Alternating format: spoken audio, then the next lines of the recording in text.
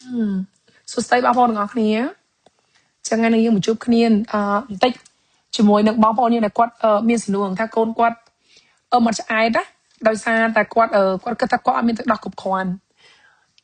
អញ្ចឹងបងប្អូនមុននឹងខ្ញុំចូលដល់ប្រធានបទហ្នឹងខ្ញុំសូមឲ្យបងប្អូនជួយ subscribe ខ្ញុំម្នាក់មួយដាក់សញ្ញាកណ្ដឹងហើយបើសិនជាអាចបងប្អូនអាចសួរសំណួរអីក៏បានដែរនៅក្នុងវីដេអូណាក៏បានដែរអញ្ចឹងវីដេអូខ្លះក៏និយាយពីរឿងទឹកដោះវីដេអូខ្លះក៏និយាយរឿងអំពីជំងឺវីដេអូខ្លះក៏និយាយអំពីជីវិតរស់នៅទូទៅអញ្ចឹងណាបងប្អូនមានចម្ងល់មួយណាបងប្អូនទៅសេសំណួរក្នុងវីដេអូហ្នឹងមកដើម្បីខ្ញុំបានឆ្លើយតបទៅវិញហើយបងប្អូនឆ្នាំហ្នឹងគឺខ្ញុំចង់ឲ្យបាន follower ដល់ 10k អញ្ចឹងឥឡូវហ្នឹងគឺបងប្អូនជួយ subscribe ម្នាក់មួយជួយ like ម្នាក់មួយដើម្បីឲ្យវីដេអូខ្ញុំហ្នឹងគឺគេបានរុញបញ្ជូនទៅឲ្យមនុស្សផ្សេងទៀតទី1គឺធ្វើឲ្យខ្ញុំមានកម្លាំងធ្វើវីដេអូទី2គឺធ្វើឲ្យអ្នកផ្សេងបានទទួលការឆ្លើយសំណួរដោយបងប្អូនអញ្ចឹងគឺជាការជួយតគ្នាណាបងប្អូនណាឥឡូវយើងចូលដល់សំណួរយើងគាត់ថាកូនគាត់អាយុ4ខែ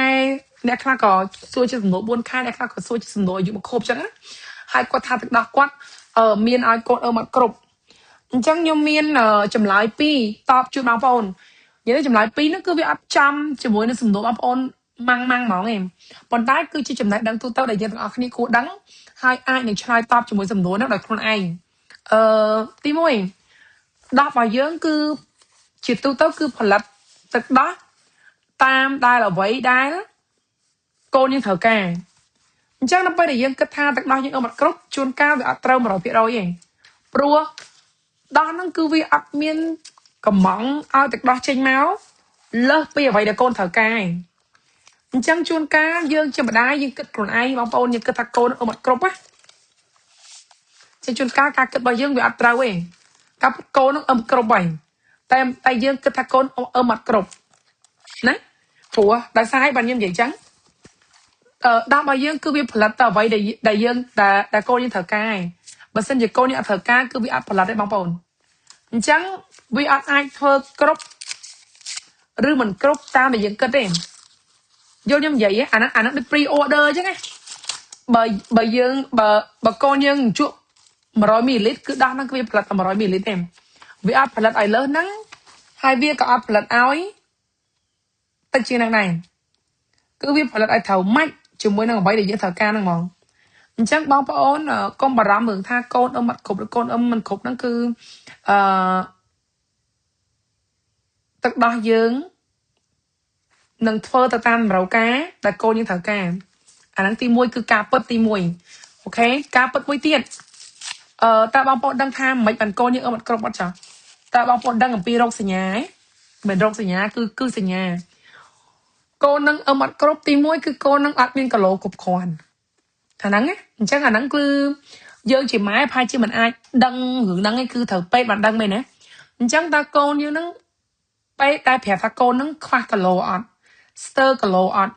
កម្ពស់កូនហ្នឹងទំហំក្បាលកូនហ្នឹងទំហំគីឡូកូនហ្នឹងតើស័ក្តិសមនឹងអាយុកូនហ្នឹងអត់